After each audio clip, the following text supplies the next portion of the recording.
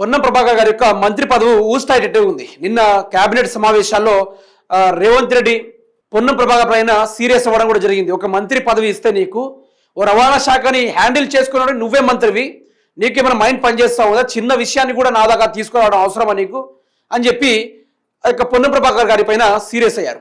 Serious అయిన తర్వాత అక్కడి నుంచి ముచ్చట ఆగలేదు. ఆర్టీసీ కార్మికులు ఈరోజు తెలంగాణ రాష్ట్రం మొత్తం కాంగ్రెస్ వైఫల్యాల గురించి మాట్లాడుకుంటుంది. ఎక్కడ చూసుకున్నా కూడా, ఊర్లలో చూసుకున్నా కూడా, ఏలా చూసుకున్నా కూడా దంచి కొడతా ఉన్నారు. అందులో బీఆర్ఎస్ పార్టీ సోషల్ మీడియా దాన్ని బ్రహ్మాండంగా ప్రచురించడం, ప్రజల్లోకి తీసుకెళ్ళడం చేస్తూ ఉంది. ఇవన్నీ చూస్తూ ఉంటే మన ప్రభుత్వం కుప్పకూలిపోయేటట్టు ఉంది.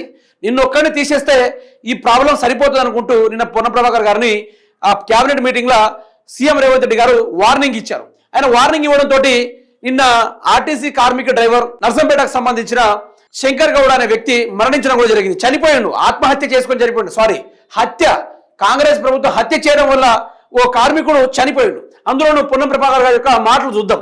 ఆత్మహత్యలు చేసుకోవద్దు, ఆర్టీసీ కార్మికులకు మంత్రి పొన్నం శ్రీధర్ బాబు వెంకటరెడ్డి దామోదర్ విజ్ఞప్తి. సమస్య పరిష్కారం పట్ల ప్రభుత్వం సానుకూలంగా ఉందని భరోసా.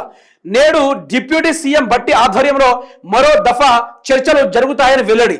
సమ్మె విరమించాలని కార్మికులకు పిలుపునిచ్చిన పొన్నం ప్రభాకర్ గారు. అయితే వీళ్ళు ఏ మంత్రుల్లో వీళ్ళకే అర్థం కావాలి.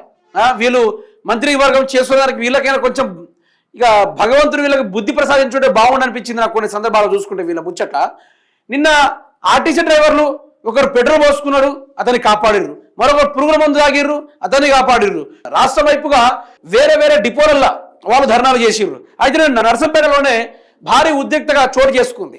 ఒక్కసారి పెట్రోల్ మీద పోసుకోవడం, నిప్పులు అంటించుకొని మరి అతను చనిపోయారు. రాత్రి ఎంజిఎం నుంచి తరలిస్తూ ఉండగా, ఎంజిఎం నుంచి హైదరాబాద్ డిపో అపోలోకి తరలిస్తూ ఉండగా ఆ యొక్క సమయంలో రాత్రి 3 గంటల సమయంలో అతని చనిపోవడం కూడా జరిగింది. ఇప్పుడు దాని గురించి ఏం మాట్లాడతారు పొన్నం ప్రభాకర్ గారు?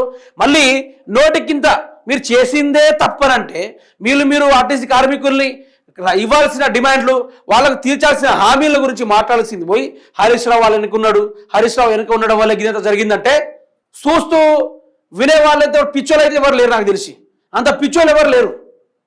అందుకని ఏమంటున్నా అంటే ఈయన పదవి డౌట్గానే ఉంది.